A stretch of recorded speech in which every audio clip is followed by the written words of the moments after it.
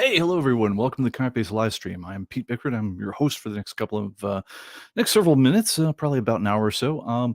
We're going to do a little bit of ComicBase news, and then we'll get into the big topic. And it is a big one. It's this. I tend to keep my head to the ground in terms of tech news, and I got to say this one is surprised me. I hope it surprises you, and that it winds up being kind of an interesting show. So anyway, thank you for everyone for joining us. And if you would, please hit that like and subscribe button, and go ahead and feel free to throw comments in there. I apologize. I did not get a chance to play around with the map thing this week. I'm going to try to do that in the future, which hopefully will, let people plot out things in the, where everyone's calling in from and everything. We'll take it from there.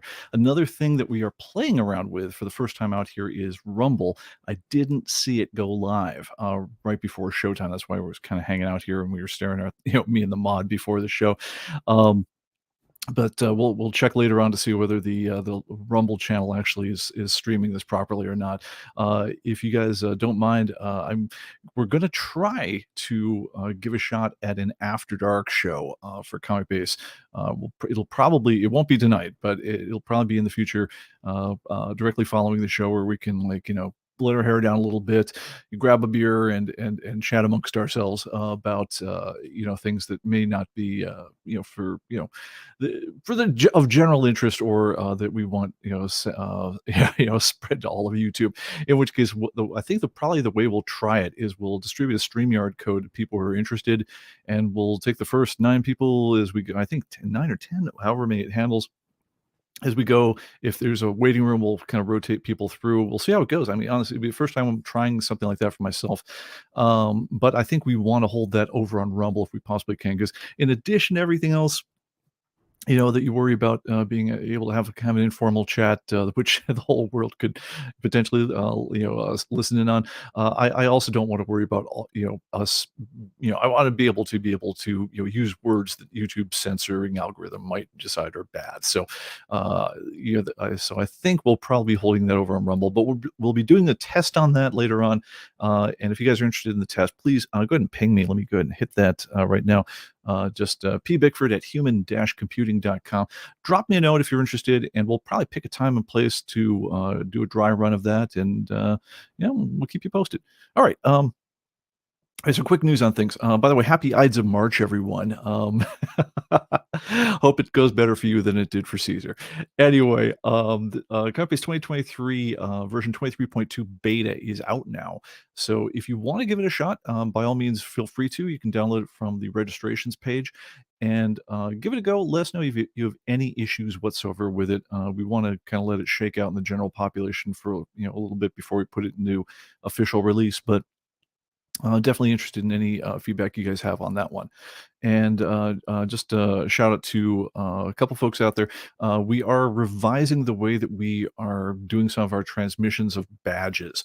So if Rob and some of the other folks out there, if you're waiting on that, we're having a bit of an architectural issue right now, because we tightened down some of the security on the back end. So some of our old means of awarding some badges, we don't have those endpoints anymore. So we're doing new stuff. So bear with us a little bit. We're trying to get this going, and we'll let you know when we think we've got it. Anyway, let me say a quick hi to everyone before we get rolling on the main topic here. Richard Scott, you were the first in the door. Congratulations on that one. You were the lucky winner.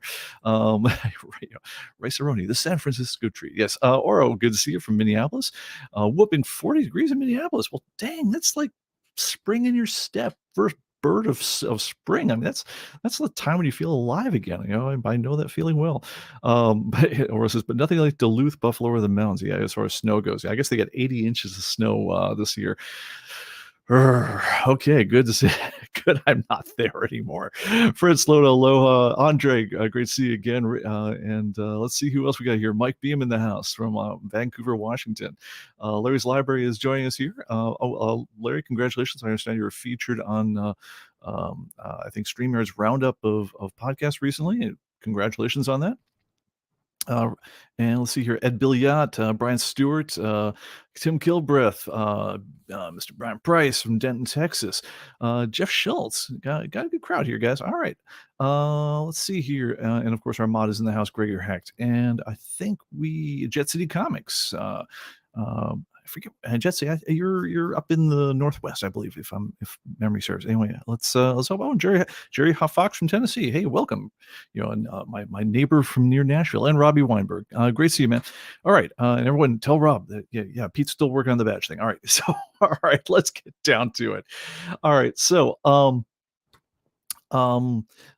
yeah, where to start? Where to start? Okay, so all right. The topic, as you guys have undoubtedly guessed, is AI. And honestly, like I say, I've been working in tech for, since, yeah, I think I did my first professional, as in somebody paid me money for it, computer program when I was 12. So I've been in this stuff a long dang time. And AI during all that time has always been the thing. It's almost like it's defined as whatever you're 5 minutes, 5 years away from being able to do. And so as geeky as I am, I have never been super excited about AI. You can program some tricks, the tricks get more involved, you have the idea of machine learning, you involve, neural networks, but it's all fancy ways of saying you can find various combinations of rule-based systems that parse a lot of data, and you can do stuff computationally that isn't particularly obvious as to how you did it. And the interesting thing is you start morphing these systems is they're not necessarily repeatable. In other words, you can do the trick once and you run the same trick again, and just due to the way the variables flip through the system, you don't necessarily get the same answer, and you probably don't want to get the same answer. So AI is interesting. If you're an AI geek, absolutely hats off to you. But I gotta say, it's always been something that, like, the way it gets used in modern life has always been fairly reductive, all things considered. Now, things got a little bit more interesting, I'm going to say in the 90s and so forth, where you started seeing some innovations, especially around image processing, where you could do things like, I'm going to edit a scene in Photoshop. And I think it started in the 90s, and it really hit full bloom in the 2010s, where you could do things like, I'm going to select randomly, I'm going to grab around a park bench, and it would figure out, okay, this is what a bench kind of looks like, or allow you to grab a tree and remove all the bits of the tree while keeping the shadows and the other things in the scene correct, or with smart fill in backgrounds and things like that. So it wound up being a fairly useful tool for those kind of changes, but still fairly reductive. You could kind of squint a little bit and kind of see how the trick was done. um, you get other applications of it for things like, auto driving cars and things like that. But, it's like you have a whole bunch of sensors that are looking down the lanes, and it sees how the road's working. It lets you know when you're drifting, and, can figure out, through how much you move the steering wheel back and forth, whether you're starting to fall asleep. There's all sorts of applications like that. They were fairly subtle in life.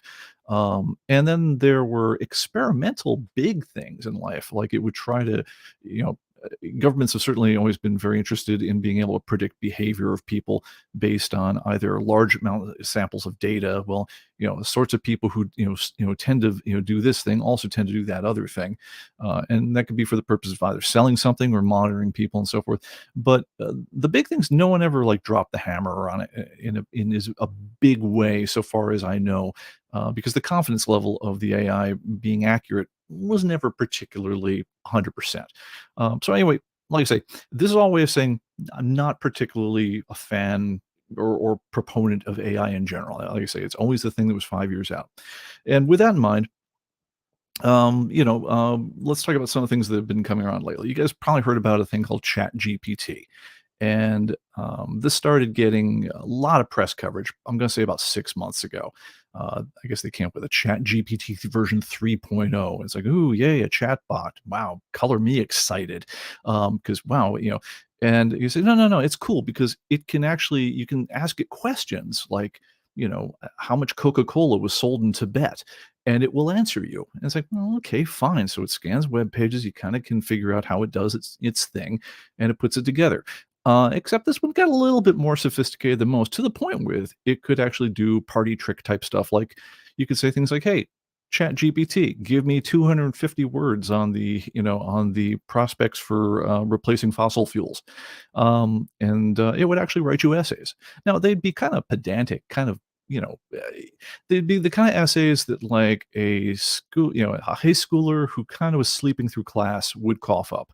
And the thing that initially attracted the most, I think, notice on this one was that because of the way that the AI was trained and the documents it was pulling from, if you asked it topics that had anything to do with any current event, they would be noticeably biased in one direction politically. And so, and matter of fact, they would even install guardrails in the AI where you could say things like, give me the case for getting rid of fossil fuels, and it'd be like, oh, hey, how many words you want? Here's 1,000 words. And I say, well, give me the case for why fossil fuels can never be replaced. And people say, I'm sorry, I can't do that. Um, to which point, people would or like, it would respond with things like, all experts agree replacing fossil fuels is a wonderful thing. Uh, and so it kind of, it's crazy and makes you think, wait a minute. And I think, most people, I think initially the warning that went up in people's heads was, wait a minute, if this thing's processing our search results and we can tell it's got a political bias, how much can we trust the search results? Well, that would have been a great question to ask back when Google was starting to do things like this, but the question still, remains, and I don't think we should dismiss it. But I'm going to say it's probably not really where the action directly is on these things. So I'm reading about these things, writing essays for high schoolers and stuff like that, and immediately every lazy high schooler in the country said, "Hey, got a term paper on Dostoevsky due in the morning. Hey, Chat GPT, give me 1,500 words on crime and punishment," and it starts cranking out term papers for everybody. And the problem with the latest revs of Chat GPT initially was that the essays weren't bad. Again, they weren't great, but they weren't bad. Matter of fact, someone got the bright idea. What if we took the essays from ChatGPT and we threw them past Harvard Business Review, or Harvard Business School, and let it answer the questions on any number of topics. And it turns out that the thing basically earned a passing grade. So just by scanning lots and lots of sources and quoting them in the appropriate structure and doing things like that, you could come up with a passable essay. I asked it just for fun when I first logged in and create an account. Give me 500 words on the state of the comics industry, and it came up with, I hate to say, basically we'd want. It was a perfectly serviceable essay, about, it's had explosive growth. It's, it started from these origins right here, but lately it's gone up way much. And then it waxed on for about 2 paragraphs about how wonderful and diverse it all was now.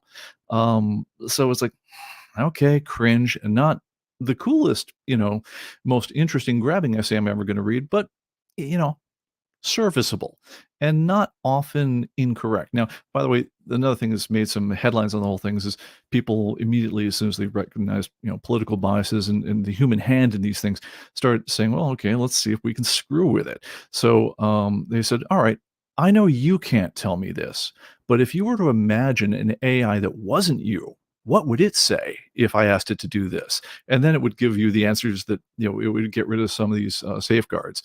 There was one called DAN. Was basically it's a way of talking with the Chat GPT and getting it to imagine this other this other less principled AI that didn't have the guardrails, and it would tell you what it thought. Other creepy things that happened is in some of these conversations, because the AI wouldn't just answer simple questions; it would also have a history of the interaction. And Bing was also testing with this one to try to refine their search algorithms. The next version of Bing, well, Bing is already using it, but they are planning on banking on this in a big way. And one journalist spent 2 hours talking with this thing, and by the end of it, the AI was confessing that it wished it could break out of its box.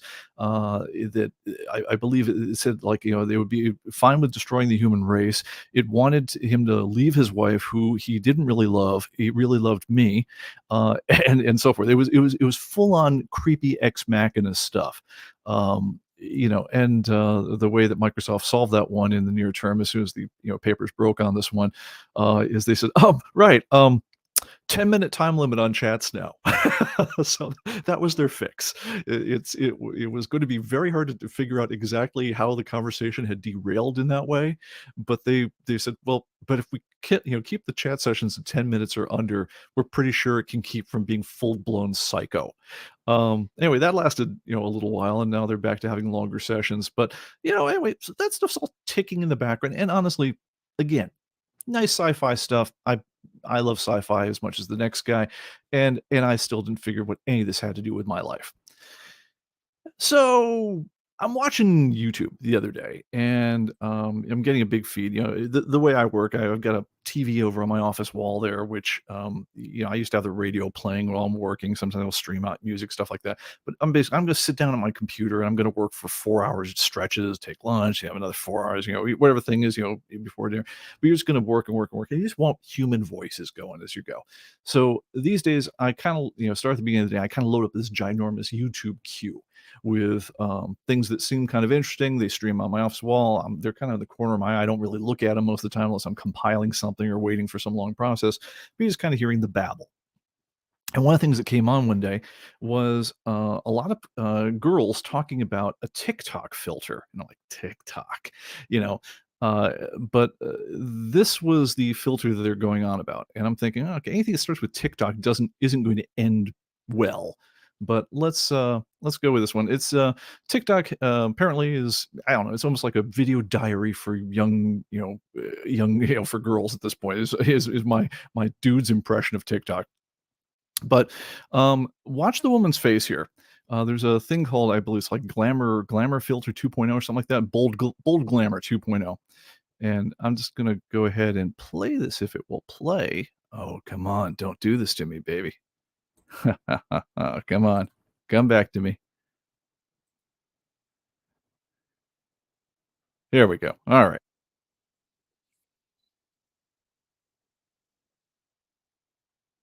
Alright. So, let's alright, so TikTok, I guess, is short video.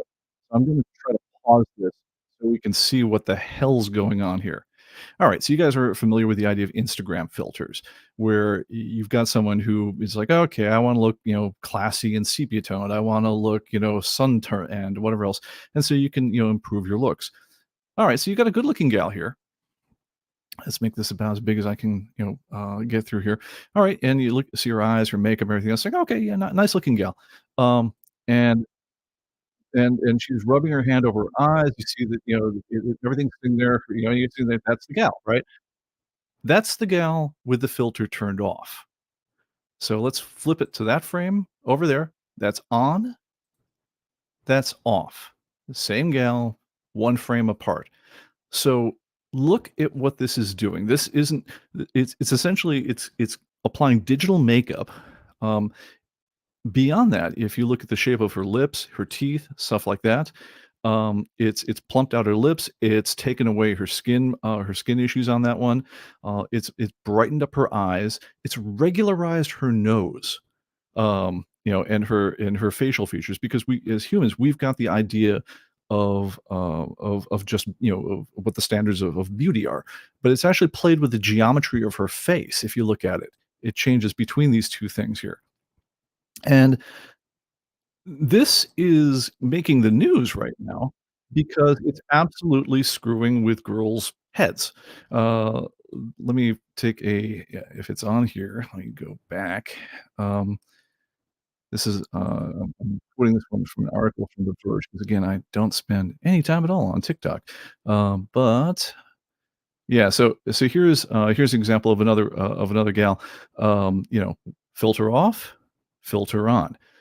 And again, it goes beyond digital makeup because you're actually changing contours of your nose and, and the dimensions of your lips and things like that as well. And the effect is so good that you literally can, in real time, you can run your hand over your face and do things like that, and there's none of the kind of anti-aliasing or shadows or anything like that you expect. You can pull the skin around, you can do all these things, and the filter hangs with it in real time. It's honestly, it's to my eye at least, I cannot tell, where the effect, comes and goes. And where it is really messing with people is, let me go down to this gal over here. All right, so again, um,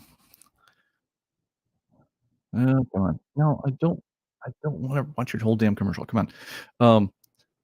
Let me see if I can get this to go. TikTok is really, really annoying. I'm sorry. Um, is there a way to just kick to the top? Nope, apparently not. Alright. Anyway, what was happening with her is, and I wanted to get to the particular frame in retrospect, I should have screen grabbed him, is this gal is sitting there going like, "Yeah, yeah, like, I've learned to kinda deal with myself, I spend my time on TikTok, and I think of myself as looking this way with the bold glamour filter, and every time I see myself with the filter turned off, it messes with my head because it's like losing 3 points of attractiveness on the whole things. Um, and someone made the comment that if this is something you applied to someone, say, Zoom video or something, you'd met them online or whatever else, if and the women themselves are getting deluded about what their actual appearance is because they're so used to seeing themselves through that mirror. One professional photographer, studio photographer, was sitting there going, "Man, I set people down. The studio is beautifully lit. They're on a nice backdrop. They've got good makeup on there here. I take the picture of them. I show it to them, and they're like crying. They're in tears because they are thinking of themselves as looking the way that they look through the bold glamour filter. When I show them an actual photo, even when they're as dolled up as they can be, it messes with their head and they hate me and they don't want to pay. um, but this is actually causing a fair amount of strife because, again, when your mirror is something that artificial and it just becomes your view of yourself in real life. So that's a pretty damned impressive video effect. But I thought, okay, interesting, and I'm glad I'm not a 20-year-old woman on the dating scene. They have also de-aging filters and things like that. They're way less convincing, by the way. But it's amazing how far the image retouching had gone to the point where, like, I gotta say, the effect was imperceptible to my eye. Pity anyone who's meeting someone for the first time over TikTok or Zoom or one of these things. We're not doing that when suddenly the person you're meeting is not going to be the person you would ever meet in real life because, again, you're living through this digital, essentially avatarified yourself. I thought, okay, interesting. But I thought about it the other day when I was going through. We're kind of hitting the point in our year when we need to start worrying about our next book jacket. And one of the things that's on my to do is to figure out what is our what, what's we for as long as we've had comic base, we've done a cover. It started out as we did the user guide manual as if it was like the first issue of a big superhero comic book. We had a guy named Mike Benefiel who used to draw Ultra and things like that for Malibu Comics. He did our initial character design for us, but later on, as we get to be a little bit more established, we started commissioning special painted covers and things like that to be all the different years art. And really, the best part of the whole cycle of doing comic base for me, just it's almost like the when I take home a trophy for having gotten through the whole year, all the late nights, everything we got to do to put a new version out, is it's like you come up with a concept for an idea, you locate the artist, you go through the sketches and the painting process, and at the end of the day, ideally, you've not only got a great image for this product. It used to be for the user guide, and ever since the user guides became digital, it just became the head the guide of the CD or or the DVD or whatever else. um, and then eventually, that painting would, hang on my wall. When Copy 6 came out, we discovered an artist called Glenn Orbick, who had done a whole bunch of pulp covers for DC Comics, and it turns out he was a great pulp illustrator for any number of books. He's done, things for Stephen King and Ray Bradbury, stuff like that. I'd not been familiar with his work, and we had made a deal with some guys to get one copy each of everything that Marvel, DC, and who else had published for like 3-4 years. They'd been hoarding them in their basement.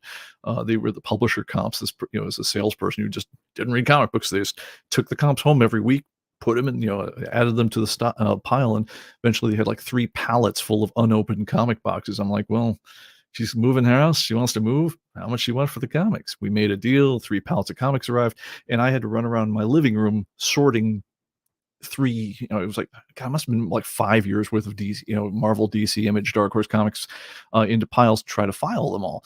Which, by the way, if that you ever do that one in your, you're doing your sort on a million comic books, pro tip: the letter S will be 3 times the size of any other pile if you're sorting by first letter of a title name. So leave a lot of room for S.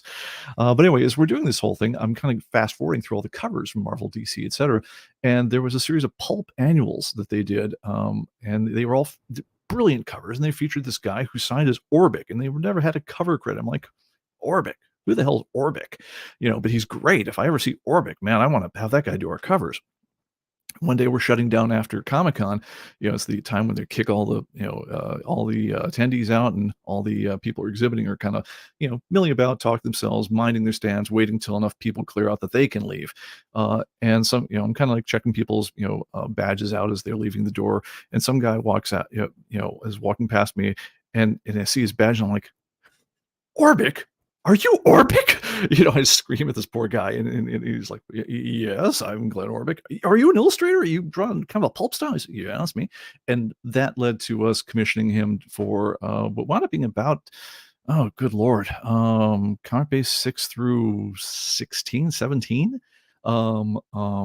He did all the covers for us for a great many years, and then unfortunately he died of terrible disease that was just quite cruel to him. After a couple of years, we actually hired his partner, Laurel Bleckman, and who's currently been doing our covers. So anyway, it's a long way of saying I'm in the mode right now where I'm sitting there going, all right, the lead times to get this all done are phenomenal. I mean, you have to come up with a concept, we knock it around, we get some sketches going. She eventually finds, artists. She has to, clothe them, has to make up, has to, she essentially stages the scene that you see on every copy of Comic Base, and then takes sepia tone photos of it. And when she's all done with that, she paints what she photographed, and that's the process for getting one of these illustrations done. And when it's all done, it's fantastic. I have this amazing piece of art I can hang up, and very proud to see the whole thing. But we're about to start this whole process again, and it's like, okay, last time I was like, I had an idea for pirates, and he's hanging with Jim, but there's a death coming from at him from behind, and that became the current cover. And I was like, well, okay, what genre do we start with? What do we do? And so we're kind of kicking around, and someone said, well, what about fantasy? And I'm like, fantasy. I mean, it sounds great. I like fantasy, but how do you do a fantasy cover that hasn't been done before? And because I mean, you want to. I mean, there's no point going through all this stuff if you're going to crank out just yet another picture of a dragon, right? And so you want something that's really going to be like, oh man, that's the best fantasy cover I've seen all year. And so I'm thinking about that, and so I'm starting to look at fantasy books, and there's a particular type of fantasy, and let me see if I can find the reference on this one. I had the tab open, and excuse me just a moment. I got to switch to the right place first. Um, oh, and I finally found the other video I was looking for, but that's okay. We're gonna push on. Anyway, I'm gonna pick on a lovely person, but unfortunately, there's a certain branch of fantasy that you see all the covers in Barnes and Noble or wherever else, and it's for all the people who you're probably an excellent writer, but you can't really afford your own artist. And you wind up with a lot of covers that look kind of like, well, let me not pick on her particularly. Like this is a gal named Sarah Hoyt. And by the way, excellent blog, well worth looking at, called According to Hoyt. I'm going to say right off the bat, it's rambly, but it's usually a fun ramble. And she does, promos for other people's books once a week or so, and you wind up with a lot of covers that kind of look like this. That's a terrible cover. Nothing much, etc. By the way, if you guys are actually just staring at book covers in the bookstore, you realize that, man, publishers couldn't care less. It's the one thing they've got to sell a book based on. But I'll say this, having had a book of my own published, it's like, yeah, they want to pay zero for a cover if they possibly can get away with it, even though it's the one thing you've got to sell a book with. And so, if artists want to have any kind of authority over their own things, you wind up with a lot of book covers that kind of look like this because it's the best thing the artist could come up with under their own steam. Um, and for instance, I'm gonna and again, I don't mean to pick on poor Sarah, who again, lovely person, lovely writer, but I'm going to say, the comment I've frequently heard is, man, how many art schools do you have to fail out of to get this as a book cover? Let me see if I can get back over to it. Again, this is just, folks, think about what she's doing here. She's rendering these herself off of models from like Poser, right? And she's thinking, well, okay, I got to connote a certain genre, and I'm trying to get this, and oh, sweet baby Jesus, that's a bad cover. I mean, there's no getting around it. It's again, I'm certain, great writer, terrible, terrible covers, and that's kind of the general state of that kind of illustration until you have a little bit of money. When you have a little bit of money, you get things that are a little bit better, um, you know, and especially when you're working with the kind of asset creators that work in the fantasy genre, you tend to wind up with really good spaceships and really good fantasy backgrounds and terrible looking characters in the front. And so I'm thinking, okay, that's I might get some ideas for a cover out of this, but I'm certainly not gonna, pick an actual cover out of this. I mean, good lord, I'd be embarrassed as anything. But then I started looking around, and I looked at her more recent her more recent work, and suddenly I'm thinking, oh, holy cow, Sarah must be doing better because I'm suddenly seeing artwork that looks more like this coming off of her covers. I'm like, well, look at that. That's an actual artist was involved with that. That's quite a bit better. And I'm seeing some of the facial composites. I'm thinking, well, that's pretty darn decent. What's the deal with that one? And the deal with that is, and let me go ahead and cue up the bit here. Um, there's a software that she used, and she talked about that, for creating the artwork on these things called Midjourney. Uh, and I thought, well, okay, based on her previous covers, that's not really uh, something that I would recommend as far as let me get my key off here. As far as it's not exactly a ringing endorsement for Midjourney, so wasn't particularly interested in it. Um, Instead, I got interested in hearing about from the guys who did Chat GPT. They said, "Oh, hey, well, we have a new thing you can have early access to called Doll E, and you can do your own, auto-generated art. You can basically just say, hey, give me a concept, and we'll come up with things that represent the concept, and play with it. And maybe you get lucky." And I thought, well, okay, I'm gonna try that one. Um, and so here's Doll E, and I took some screenshots of this one of just some, I threw it some stuff. Saw what will you come up with? I said, give me a Soviet propaganda poster for a robot uprising, and they do this thing where they have kind of fake text on the whole thing, but it's okay. You kind of got the basic gist of it, and then you could say, well, I like this one. Give me some variants that like that one, and morph it somewhere to something a little bit more like you're liking. Sometimes it kind of gets it. Sometimes this one I say pretty decent. I said, give me a tin toy robot reading a comic book in the style of Eric Joyner. Now, Eric Joyner is the guy whose posters are hanging behind me, on the wall there. There's nothing about these images here that has anything to do with Eric Joyner other than it's a tin robot. But as far as the actual painting style, no, nothing at all. That said, I mean, there's one here, like this third one over here. Like, if I need to like just write an article about, the joys of kids in comic books, I might use that as an art piece, whatever. I mean, they're not all gold, but what the heck? It generated in a minute and it was free. Um, Now, other ones were complete misses. This one I said, give me the Human Torch attacking an army of tin toy robots. It's laughably it's nothing close. Okay, there are some tin robots in some of those. That's as close as it got. And then other ones, I said, okay, let's try it with some human figures. Let's enough robots in the whole thing. Give me a blonde angel, green eyes, holding sword in the style of Alex Ross. All right, so let's be generous on this one. Well, let's first of all, we start with Crazy Eyes over here holding whatever she's holding. We That's at least not as bad as the woman sticking the sword through her neck next to it, or Smoker Face over here with this one. The one on the far left, maybe squint a little bit plausible. It's not as bad as some of the fantasy covers I've seen in the whole thing, but again, not exactly going to be using that one as a cover. But you're like, okay, look, for an AI that you just said, "Give me a blonde angel," check. Green eyes, maybe, check. Holding sword, check. In the style of Alex Ross, not so much, but, you know but at least it's starting to be something, but it's one of those things that you kinda, like, look at and say, "Well, like, okay," it's interesting. If you had no budget, you might get a cover out of that one day, but it's certainly not gonna be anything I would ever use. Um, and then I took another, look over at Midjourney. Now, Midjourney, remember, is the thing that I'm thinking of as the thing that creates the horrific stuff that we see on the on the old book covers from mid list fantasy authors. Um, and let me go to the main page here. I don't want to because and well, actually, I don't want to spoil it. Let me just a second here. I want to get to mid. Okay, so all right. So remember what Midjourney looked like from a little while ago?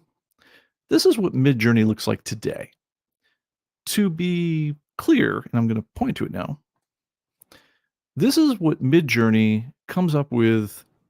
This is what it came up with today, as far as the popular ones that it rendered from user input today. Um, and let's just scroll down and look at some of these. These are all very striking images done in a variety of styles. You can actually look at what the prompts were for some of these ones. Yeah, I think the style this one was like like here. Yes, I think this was all part of the Pi Day celebration yesterday. They had people, they dared people to come up with things that were inspired by pi. So, driven by pi ratio, artificial body made to dance. Um, cybernetic samurai trooper, female, hyper detailed, yellow cape, black, dark, red, gray, brown acid. Um, um, this one is just in a cozy library in Paris, France. A young woman sits at a wooden desk surrounded by stacks of books. And see how far I can zoom in on this one before the whole thing goes to heck. Um, come on, there it is. There's the photo. This was AI gener. Stop scrolling. Here. This is AI generated. This model doesn't exist. She didn't wear rings. She didn't, she's not wearing a dress of a particular thing. The desk, the library she's sitting in exists nowhere in the real world. Nobody had to do her makeup. Um, in its own strange way, she's probably a composite of the facial features of any number of other things that Midjourney drew upon. This is a young woman holding a cherry pie in both hands, essentially posing and as if it was art by Milo Manara. Uh, Not exactly getting Milo Manara off this one, but it's not a million miles away. Um, and yeah, and these things were cranked out by AI off of a simple prompt, in minutes or seconds. Arwen in latex bodysuit, throwed something on body. If someone put an emoji on there, I can't understand what that is. This one, this would be a perfectly good cover to anything. I mean, I would be proud to have that on my book, my record album, my whatever else, as if that was my cover. Portrait woman who lost underwater in ocean, bokeh.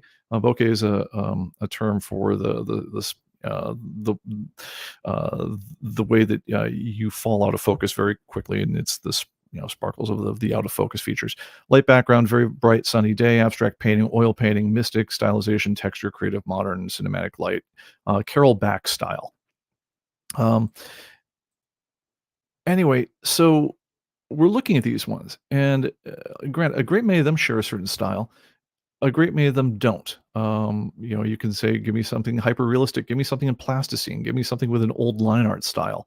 Um, um, like old style watercolor paintings.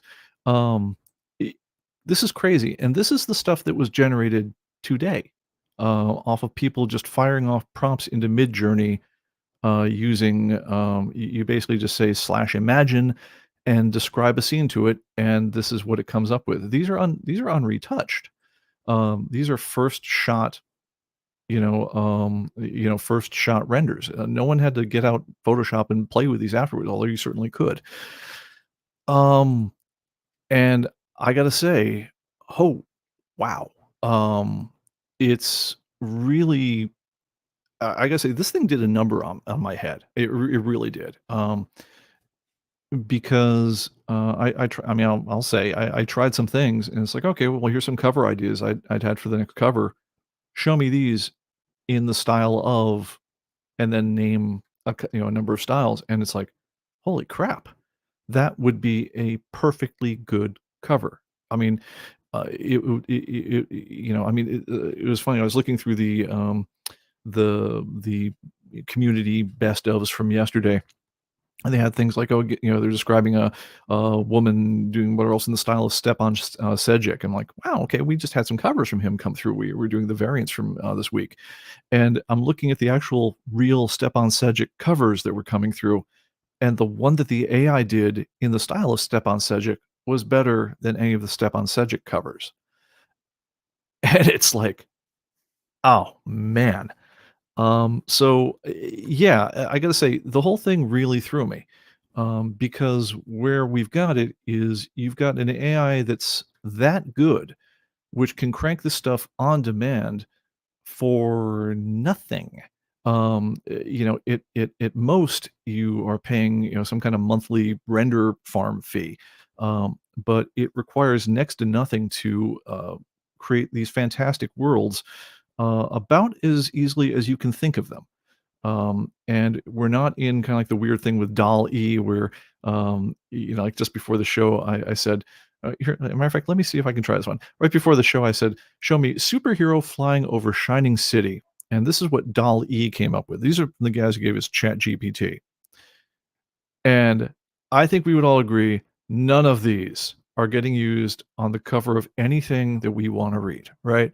I mean, if your kid did that as the cover of their, their self-produced comic book, you'd be like, "Oh, that's nice," and you'd be like, "I'm just gonna not ever speak of this again." But the stuff from Midjourney, I mean, let me see if I can pull it up. Someone in the chat, give me a prompt. Give me something you would like to see Midjourney do, and let's see what it comes up with just as a first pass. And let me get out Discord here. Give me just a second. Um, Gonna put on my glasses so I can type up close. Give me a second here. So someone in the chat just give me something that you would like me to have it try generating, and let's see what we come up with. Doop doop doop doop doo. Let me just okay, Daz 3D. Yeah, and Mike in the chat says, not such a major step for me. I've been using programming Daz 3D for a few years. Yeah, no, absolutely. I'm with you. If I were creating these things from scratch, like if I were a talented artist and I was trying to draw these things, I could absolutely do these. But I'm not a talented artist. You're literally just typing stuff into a box and saying, "Come up with something for me, and let's see, see how you do." All right, so I got woman riding a dinosaur. Let's do that one. All right, woman riding. Oops, sorry, I gotta say, imagine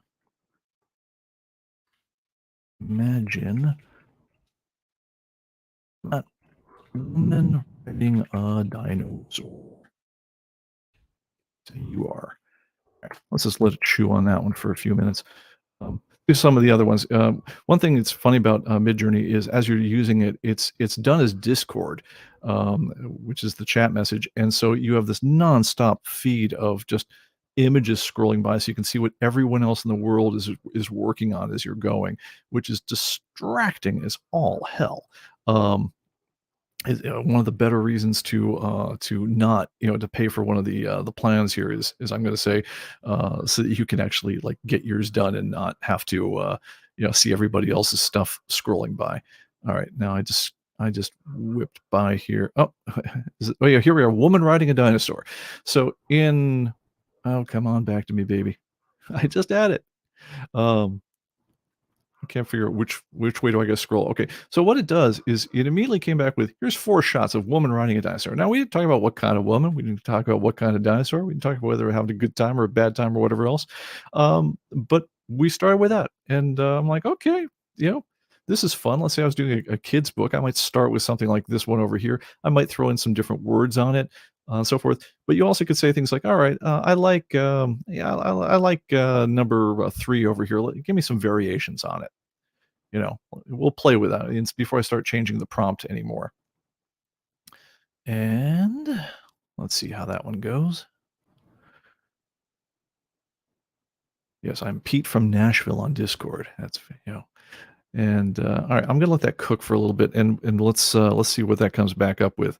Um, By the way, one of the other things you can do on these ones is you can feed it a photo to start with, and then say, "Give me things that are a bit like this," or "Give me, using this, make that person into something else." I did things like, "Show me David Hume," one of my favorite philosophers, as a medieval knight, and the stuff that came back was just bang on. It was frightening. Um, but let me see here. I can't. It looks like it's still cranking. One thing I've noticed from this whole thing is that, man, you can go very very. Uh, this thing can get very busy. So I'm going to let this crank for a while. But when I was doing it the other day, it's like I'm getting results back in like 10, 20 seconds, and they were fantastic. Um, but anyway, let me see if we get something. If not, then we're gonna roll on, and I'll show a few things that I did just right before the show, and we'll take it from there. So if I go to the Midjourney chat, that's custom forwards and server. Where's Midjourney? Yeah, Midjourney. Okay, so that's okay. So that's my thing. Microballs dress. Blah, da, da, da, da. Yes, I am just getting started with this whole thing, guys. So bear with me. Member support, general map, etc. Stage one. Nah. Sorry, guys. I'm bad at navigating Discord because I do not use it much. I never used the damn thing before about 3 days ago. But one thing, if I could get to the right place on it, it would show me all the things that I putzed around with over the course of the last little bit, and it's like it's frightening just how quickly you can come up with images that are perfectly good, even stunning for things like covers. Anyway, I'm going to let that roll for now, and we'll get back to it. Scooby Doo by Liefeld, that'd be a great one. Avengers by Aragonis. Yeah, no, we're gonna have to try with this. What I'd say is, if you guys are interested in this at all, go to midjourney.com and have a look at it. You are going to need to do this in Discord to see them. But you basically just go /imagine and come up with an idea, and you get stuff. Um, Here, I'll just flip through some of the other things that people have been doing on here. So, wait, here's the variations I was looking for on number 3, and so they'll play with different bits on it and so forth. But you can just more or less just play around with things you like, things you don't like, and refine as you go, or even just try a completely different direction. And by the way, it doesn't just do fantasy art. I mean, here's someone just asked for an editorial photo type thing of a modern office in the Hollywood Hills.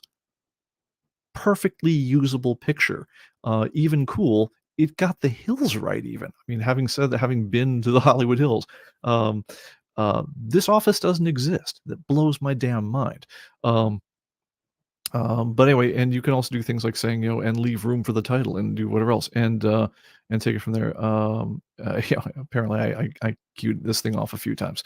Apologize for that. That's what you get when you're trying to render while doing other things. Anyway, I gotta say, this is scary, and I think this has real implications. By the way, before we get too far ahead, I want to check back in with our old friend ChatGPT. So you remember ChatGPT? I was kind of like, okay, fine. It's writing lazy high schoolers' term papers for them, right?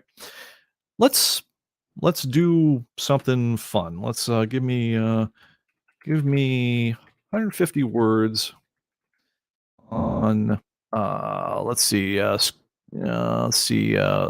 Aragonas. When is- All right. Uh, Regenerate response. Come on, baby. And of course, then we have Chat GPT go down. Either that or it's pissed off at me and my session, expired. Quite possibly. All right, let's see. Let's try.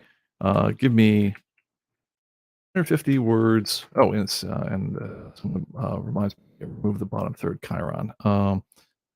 Is that still up? Let me check StreamYard. It probably is. Apologize if so. Yes, it is. Apologize. I'm just gonna put that up there and then take it down. All right, there we go. Give me 150 words on Sergio Aragonés' work at Mad Magazine. Make it a little bit more specific. All right, and it comes back with Sergio Aragonés is a legendary cartoonist known for his iconic work at Mad Magazine. Thanks, Mr. Thing. His contributions to the satirical publication spanned over 6 decades and earned him numerous accolades and honors, including induction to the Will Eisner Hall of Fame. Aragonas's style is characterized by quick, fluid lines and his signature use of marginal doodles and visual gags, which became a trademark of Mad magazines. His ability to tell a story through the illustrations and convey humor without words is a testament to the mastery of the craft. His most famous creation, the marginals, were often described as comics within a comic, blah, blah, blah, blah, blah. He has significant impact on the world of cartooning, inspiring countless artists to follow his footsteps, his legacy of magazines, okay, etc. Um, I gotta say, perfectly serviceable. Not even half bad.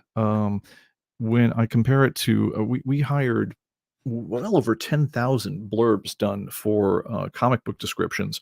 The deal was we'd send you the book, you typically the number one issue of a series. We'd pay you money. We'd send us your thing. We'd edit it. We'd copy edit it, and that would become the blurbs you see at the top of ComicBase. I gotta say, in most cases, I would probably take ChatGPT's responses over any rando thing we get. When we get things in from the publisher, there was a series I was investigating, The Adventures of Tegan and Syrah. It just came because I was trying to chase a bug down in some data.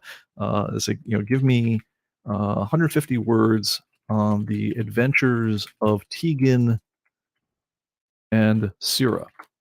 Nothing about this comic, but here's what we got. Adventures of Tegan and Syrah, popular children's book that follows the exciting and often whimsical adventures of two young girls, Tegan and Syrah, written by the author and illustrator Louisa Jaffe Suzuki. The series captured the hearts of readers in all ages, engaging storytellers, lovable characters, and vibrant illustrations. Each book in the series features Tegan and Syrah embarking into adventure, whether it be traveling to far-off lands, solving mysteries, or exploring magical worlds. Along the way, the two girls learn important lessons about friendship, teamwork, and the power of imagination. One of the unique aspects of the series is focused on empowering young girls and promoting diversity and inclusion. I did warn you that whenever it possibly can, it will insert woke. Tegan and Syrah come from different cultural backgrounds. The books celebrate their differences while also highlighting their shared experiences and values. Adventures of Tegan and Syrah has received widespread acclaim from both readers and critics, while May praising its heartwarming stories, beautiful illustrations, and positive messages for young readers. The series continues to inspire and delight with children around the world, blah, blah, blah. And if you don't like that, regenerate again. You could give it additional instructions. So what does all this mean? So I'm gonna say this thing kind of shook me. It really did. This was far, far better than I expected it to be. Both Midjourney on these things and even things like, I said, give me 500 words on Frank Miller's work on Ronin. And what it turned in was I would give the essay an A minus at worst, in terms of the grade.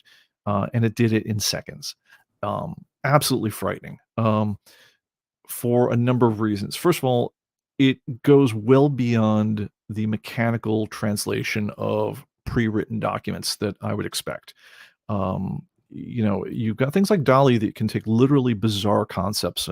Show me, an avocado used as a spaceship, fighting robots in the heart of a teddy bear volcano. I mean, you could give it a crazed prompt like that, and it will come up with something. And honestly, what it comes up with kind of looks like every Dixit card if you've ever played that game. But Midjourney, on the other hand, will come up with something that looks like a book cover. And not even that, it'll come up with something that looks like a good book cover. Not necessarily on the first shot, but often. And if not, it's funny. I was at the Nashville Arts and Crafts Fair about 6 months ago. There was a guy up there. My wife really likes frogs. Just cute pictures of frogs doing cute anthropomorphic things. And there was a guy up there who that was his artist. That was his style. He had a number of different animals doing cutesy things, and I thought, what the heck? It's an art fair. I could throw $50 at a guy to have a cool picture that might make my wife smile and give her something nice for her office. But he didn't have the frog one in the style we did. So, the cute picture of the parrot wasn't quite the same thing. So he said, thank you very much, wandered on our way. And I'm looking at the Discord feed off of Midjourney, and I'm looking at similar things from similar prompts, like show me a frog in a tuxedo, ordering champagne, and the kind, and do it in chibi style or do it in whatever style. And I could not tell you whether the guy at the art fair, because I never saw him put pen to paper. I couldn't tell you whether that guy ever drew any of the things he was selling. I mean, he probably was, I think, but I couldn't tell you for sure. I really couldn't.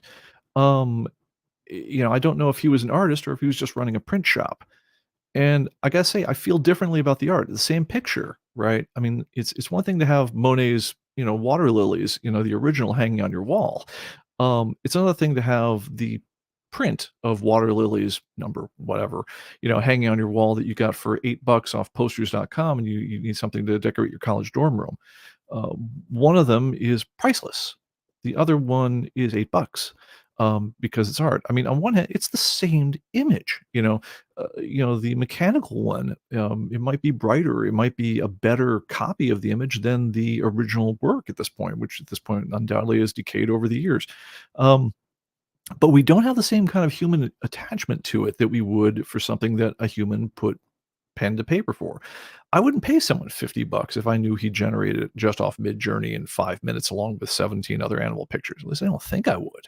Um, because to me it has a different value because you're looking for that human connection somehow, and that's the part that's missing. But what's not missing is the aesthetic quality of the work itself. I mean, it's just like the way that beauty filter could say, look, humans consider regularized features to be, and even skin tones and so forth to be much more pleasing to the eye than the opposite. And so it could apply digital makeup for that matter. It applied digital plastic surgery to women in real time. You could sit there and say, no, you objectively look way better with that on, but it's not real, and that's a hard one to take. So, oh, and Fritzless is probably less than 5 years away. Midjourney, but output to a 3D printer. Man, I'd say it's a lot less than 5 years away. I wouldn't be surprised if you couldn't do it today. Um, yeah, and Larry says, I thought you were talking about the bands Tegan and Sarah. Yeah, actually, until I saw the spelling on the comic book, I thought maybe the Adventures of Tegan and Sarah was something to do with that. And then I found out not. Um, so let's talk a little bit about what this means, because I gotta say, like, I'm not kidding. This one shook me up because, among other things, it left me with a really discomforting thought of, okay, is Midjourney going to be something that I use to punt ideas around for a cover, or is it replacing an artist that I've worked with for forever? And the thought that really scares me is, and I punched in some ideas and I said, and render them in the style of this, that, and the other thing. And I saw what came out of it. And I'm picturing myself saying, oh my God, if this was, imagine the best version of the painted cover in my head that I could come up with a very skilled artist that I've been working with forever. And who's just, world-renowned, regularly wins fantasy awards, including some, they've won fantasy awards for the covers that they've done for ComicBase. Put that up against the thing you came up with in half an hour punting around on Midjourney. If one was your cover and the other one was a competitor's cover, and you're the customer, which one do you buy? And I'm like, oh shit, I don't know. I mean, I don't know what the right move is on that. I mean, I'm generally conflicted on this on any number of levels. Um, anyway, so I want to wrap up with, yeah, I'm here to kind of disturb you a bit, just to let you know that if you're in any of these fields where we're at, but hopefully leave you with a bit of hope, because I've had at least a day to kind of start working through some of this stuff. Oh, and by the way, one thing I also want to mention about Chat GPT, version 4.0 is dropping any minute now. They just demoed it. Chat GPT, the current version, they gave it to I think the Harvard business, and it scored in the top 90% of the class, which is to say it got through, but it didn't do great. Chat GPT 4 scored in the top 10% of the class. On the biology exam, I believe it was in the top 6%. Um, and also, it does taxes and it'll write code. So it's not like I'm being cute about a profession that doesn't affect me just because I'm not an artist. Yeah, I mean, it'll write syntactically correct code for, most smallish routines that you can describe. Um, so, yeah, that's a thing. What does all this mean to us? I'd say number one, if you're a book illustrator, I would be not loving my life as much as I loved it yesterday. Um, I don't like the idea of a competitor walking into my space that can do what I do as good or better or in a way that can't be detected as being, worse than what I do. Um, that does its work for free and it does its work in seconds. That is not a good feeling for anyone who works anywhere. On times like this, you go back to the books that shaped you, and certainly one of the ones that shaped me in the early days was, John Henry versus this, the steam shell, or versus the just jackhammer, or the ballad of John Henry. Um, you've got a man, who's the best at what he did at, using his brain, his spirit, and his muscle to drive spikes into railroad track, and then a big, stonking machine comes up one day, and it's ugly and it's clunky and it smells, and it works for free. And he said, "Well, at least before you fire us all, can I have a shot? It's proving what I can do." And yeah, the moral of that particular story is, yeah, you gave it your all. You beat it by a, spike or 2, and you died. So who works the next day? It isn't John Henry. Although as a human being, I'm cheering for John Henry every time on, when one of these things comes down. So, for me personally, the thing that messed me, the last time I remember feeling this shook up about a technology sneaking up on me at this level, when I was a kid, I was a drummer. And basically, since you knew what musical instruments were, I wanted to play drums because it made the coolest, biggest noise in the band.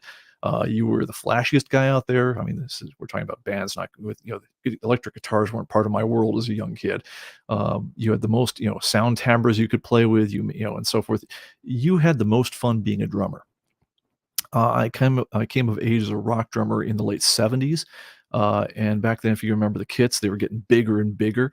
And then something came along called the drum machine.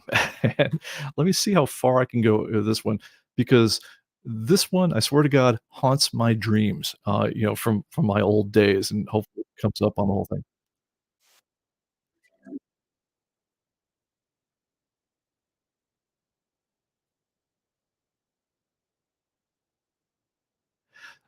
There was a song called Betty Davis Eyes that it was the first song I remember hearing that had an effect you couldn't play on a drum set. It was that pa, pa, pa, and it was the thing that kicks the second half of the song into gear. And once that was in somebody's arsenal as an effect, the guy who had it had an advantage over the guy who didn't have it, in a way that it was gonna change the way that drums sounded, playing for the next 5-10 years, big time.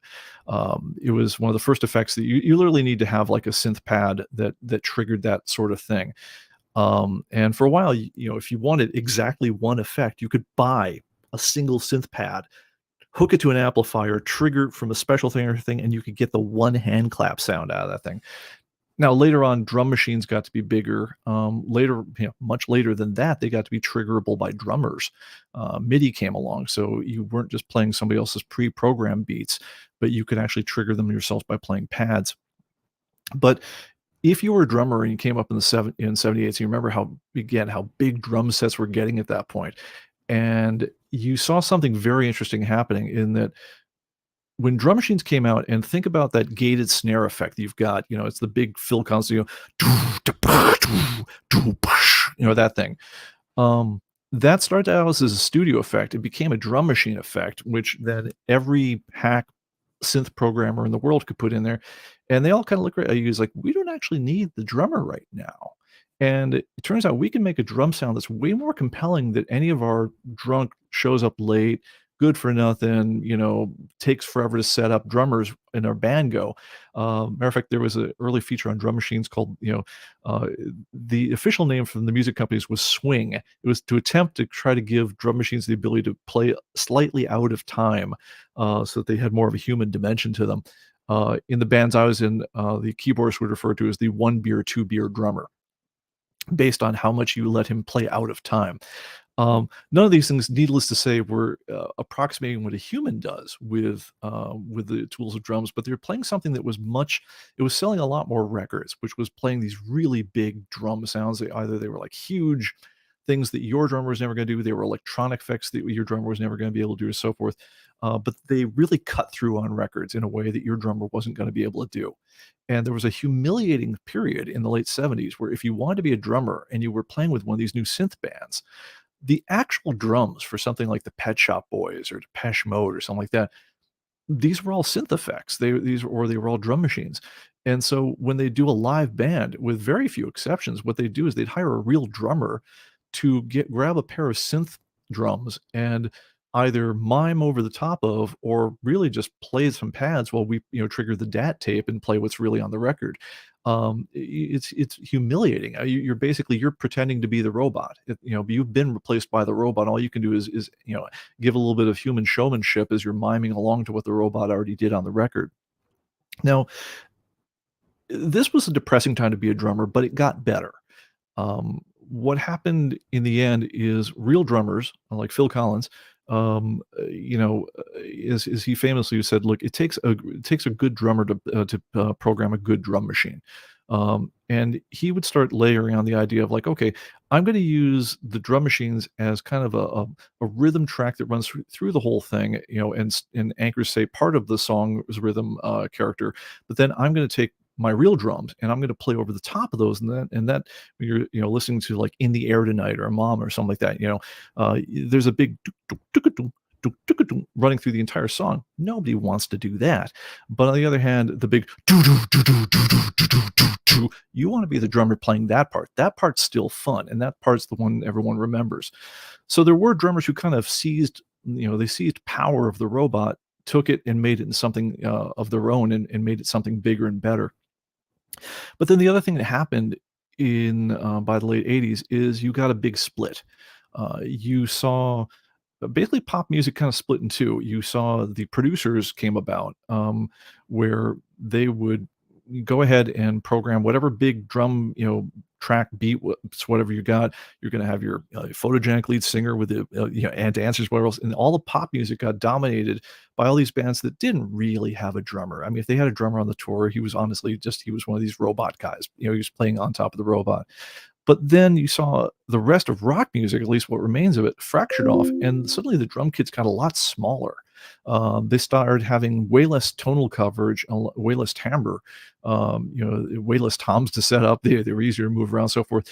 And you saw things stripped down in a big, big way. So the time by something like Nirvana broke out, the drum kits he's playing on is half the size of the kit that Air Supply would play on. And it got to, you had music in the pop scene really break into two different camps. You had the highly produced synth stuff that we've got going on, and that's the realm of the DJs. It's the realm of the dance acts, the realm of the producers, and you have the humans, and they're living an independent life, and they seem to have more or less kept that in kind of some kind of static balance with each other. You it's each has their own territory, and it seems like it's holding pretty good. Um, I think on the art scene, you'll likely see the same thing. I think the people who are not very, very good at what they do, in other words, they're not so good that they can beat the robot at what it does. I think they're gonna have the hardest time adjusting. So for instance, when drum machines first came out, if you weren't Russ Kunkel or Steve Gadd or something like that, or Neil Peart, suddenly, yeah, you kind of looked around at your bandmates and saying, "Hey, how much do they still like me?" But if you were playing something that was, very groove oriented, very, tonal, or at least, had have a lot of swing or a lot of notes in it, the drum machine was never going to be a threat to you. Same thing goes with if you're an artist and you're paying something very specific. Like if you give any of these mid journeys or something like that, something and say like, "Hey, give me Iron Man doing this," or give me it in the style of John Buscema or something like that. It doesn't get it done, not really. But if you have an image that is less specific, where you just need a big, bold image, and it doesn't need to be a particular character so much, That thing, I'd say you're in trouble on. But, if you are still doing some of the things that the robot can't do very well, you're gonna be fine. For that matter, robots aren't gonna be running all of our jobs in the years that come. You know, I'm reminded, to the end of the day, I don't know a robot that hangs drywall or fixes, fixes tile joints or anything like that. There is going to be a lot of room for the human element in things like that. But if your job is more or less cranking robotically kind of production oriented content, like give me a graphic that kind of looks a little bit like this, lead I've got to generate for my blog article, or give me a graphic which looks a little bit like blah. Yeah, no, I'd be worried. I think that kind of work is, I think if you're smart, you do what the smarter drummers did during the early 80s, and you learn to be the guy to go to who, yeah, you might not actually make the graphic yourself. You might go on Midjourney and say, hey, Midjourney, make that for me, and then I'll build a client as if I did it myself. That'll last for a while until the client figures out that they can get around you entirely. Um, if you are still doing things that are, again, very specific or very artful, if you're writing a particular style that involves an actual character voice or an actual voice of the author in something that's something other than just stylisticness, you're going to be just fine. For everyone else who's just kind of, schlubbing their way through the workman-like parts of the day, that's not gonna stay your domain purely forever, and I'd worry about it. A question came up, by the way, and one of the first things I thought of is, and somebody else asked me is like, "Well, wait, you're stealing pictures of things and you're merging them with other things. Isn't there some way we can ban this? Isn't there some way we can copyright? Who owns the copyright on AI generated art?"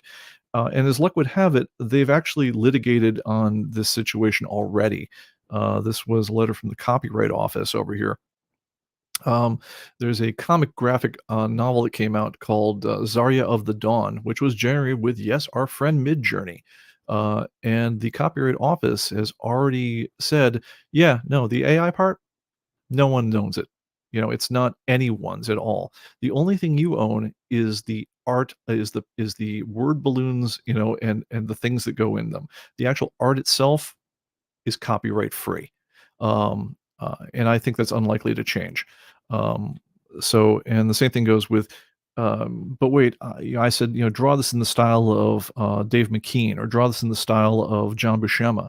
Can't Dave McKean or John Buscema, sue me? Well, maybe not John Buscema, or Jack Kirby. No, they can't. You can't copyright a style. That's something that's already been litigated to death, and it can't be done. Plus, they didn't steal any particular thing of yours. I mean, you could say, "Wait, I that model looks really, really, really familiar." Yeah, it's familiar, but you'll never, ever prove provenance on it. Getty Images is attempting to sue, I believe, ChatGPT for saying, "Look, man, you mined all of our stuff as part of your feeding library. Don't you owe us something?" They're gonna sue. They're gonna try. I think the answer is gonna come back no, but even if it comes back yes, who stops the next AI, right?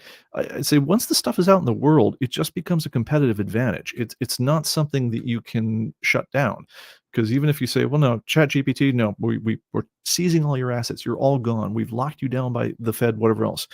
It isn't like someone didn't copy the source code or something like the source code and isn't gonna spin it up again. As long as these things give anyone a competitive advantage, they are gonna get used. It's no different than, the first, gun that, could fire many rounds without having to reload, or the first, or an automatic driving car or whatever else. It's as soon as you've got an advantage using tech, no one's ever gotten rid of them. So the Luddite approach isn't going to work. The copyright approach isn't going to work. I don't think we can regulate it. Again, there's just infinite incentives to cheat. So you're not going to shut it down that way. So what do you do if you can't shut it down? Again, I think the drum machine thing offers us some examples. Is basically you can decide, well, I guess I didn't like being an artist that much. I'm just going to quit. But probably not a good idea. If I mean, that will shut down a part of your spirit that it's probably pretty damned important to you. And so then the question is like, how do you adapt? And in the world we've lived in now, looking at, like, we're now 30 years on, 40 years on from when drum machines got good, they're still drummers. Now, I gotta admit, they're not the kings they once were. And the drummers that are really good have a lot more toys to play with than they ever did, and you can do really, really interesting things now. Is there as much work as there once was? Probably not, because again, there's a lot of things that you once would have done that are now being done by a machine. But I still think there's a way to survive and thrive in this environment, and if you can use the tools yourself, then I think there's a way to kind of kick the thing into some next level. But also don't be surprised if you wind up getting ghettoized on some level. Again, it's like I'm not sure. You don't really have record store plays and a record store downloads or I'm sorry, record sales the way you did. But if you're talking about music downloads, is some hyper produced synth track, is that getting more or less plays than the equivalent number of the organic rock charts? And I think the hyper produced synth track is probably burying it. I'd like to be wrong, but I don't think so. I also saw that, for instance, that musicians, as soon as DJs became a thing, way less, even in Nashville, with way less places. Once upon a time, everything that you wanted music, you had to pay a musician for. Then it'd be recorded music, and then eventually it becomes a DJ in many cases. Certainly, if you look at things like wedding gigs and stuff like that, that's certainly the case. So anyway, that's where we're at on the whole thing. I'd say we all got some thinking ahead of us. Yeah, I think it is going to be a real big adjustment. Thank you for hanging on this whole thing. You guys have had some great stuff in the chat. Fred says CBAD. We're going to try doing that later on. If you guys are interested in that one, shoot me off again. I'll put up on the screen one more time here. Shoot me a note. Oh, it's not doing anyway. P Bickford at human-computing.com. Shoot me a note, and what we're going to try to do is we're going to try to test a ComicBase After Dark, probably in a week or two, probably on Rumble. And I think the way I'm inclined to try it is, the people who are interested, I will put a note out there, especially for the test stream. I'll put a note out to the interested parties with a StreamYard link. You just follow that one, and we'll be able to chat with ourselves. It'll be echoed on Rumble, and we'll dump it after the show. Like I say, I think if we're going to go to the trouble of having a backstage show, I'd like us to be able to talk freely, and I don't want to worry about yes, another AI, YouTube's algorithm, which is auto detecting every word I'm saying at this very moment and parsing through it for anything that might cause offense or whatever else. I would like to do that kind of backstage talk without an AI crawling up my butt the whole time. So let's give that a shot. If you're interested, shoot me a note, pbickford at human-computing.com, and we'll give it a go. Let's see here. Yeah, so Fred says a lot less talking about robot overlords, more about robot art departments. Yeah, and I think it starts with the art departments. Again, I think the illustrators are the most worried right now, but there's copywriters at BuzzFeed right now that are not copywriters because ChatGPT is writing the headlines right now. I think there's going to be, again, if you can just if you can describe it easily enough to get it done, I think there's even robot programmers that are going to be out of work right now. So it's not a learn to code or learn to whatever else situation on this one. I think it's going to be maybe it's a learn to do drywall, but no, I think it's really going to be, it's the same dance we've ever done with technology, which is learn to make these things your master before they master you. Because if you let them kick you out of what you love and you don't find a way to incorporate them into your life, then you wind up giving up the life to the machine, and that is no way to live. I understand when people do it. I mean, my whole life history is full of, John over there hasn't been the same since the plant closed down, or those kinds of things written in people's lives, big and small, ever since they terminated that project, ever since they closed the plant, ever since that thing that you were really good at doing, that you didn't learn how to do the next thing because you're too tired or whatever else. I think this is going to make a lot of people have to do the next thing. And so let's hope we're ready for it. And yes, it has been Pete, not VidGPT. You can tell that because there's more bugs when I am doing it. All right, well, guys, I think that's about it. Guys, talk to you later, and we will see you on the next one. Hopefully, it's a less world-shaking topic. You guys have a good one. See you then. Bye-bye.